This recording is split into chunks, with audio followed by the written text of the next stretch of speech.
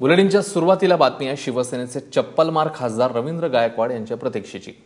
August क्रांती एक्सप्रेसमधनं एकाएकी गायब झालेले रवींद्र गायकवाड अद्यापही उस्मानाबादला परतलेले नाहीत। देशातल्या प्रमुख विमान कंपन्यांनी गायकवाडांना काळ्या यादीत टाकल्यावर ते ऑगस्ट क्रांती एक्सप्रेसने मुंबईच्या दिशेने रवाना झाले।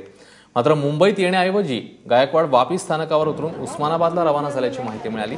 असं असलं तरी रवी गायकवाड उस्मानाबादला परतलेलेच नाहीयेत, त्यामुळे ते कुठे आहेत आणि ते परत कधी येणार याकडे त्यांचे समर्थकांचे आणि कुटुंबियांचे डोळे लागले। दरम्यान रवी गायकवाडांच्या समर्थनार्थ त्यांच्या कार्यकर्त्यांनी उद्या उस्मानाबाद बंदची हाक दिली आहे। इकडे रवींद्र गायकवाडांनी विमानात ज्याला मारहाण केली तो एअर इंडियाचा अधिकारी नसल्याचा दावा गायकवाड यांच्या कुटुंबियांनी केला। गायकवाड यांच्या कुटुंबियांशी संवाद साधला आमचे प्रतिनिधी राहुल कुलकर्णी यांनी। जितेंद्र शिंदे हे त्यांचे मामे भाऊ आहेत, म्हणजे घरचे सदस्य आहेत, आणि बसवराज वर्नाळे हे शिवसेनेचे उपजिल्हा नेते, जिल्ह्यातले नेते येणार आहेत की नाही येणार? फायनली येणार नाहीत, ठरवून नाही। आता त्यांचा प्रोग्राम आहे, दुसरीकडे व्यस्त झालेत ते कार्यक्रमामध्ये।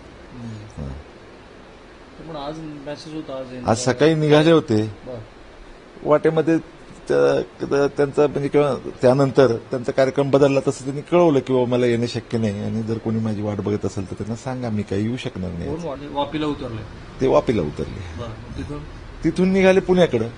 पुण्याहून मला आम्हाला उमरग्याला येतोय म्हणून म्हणाले होते।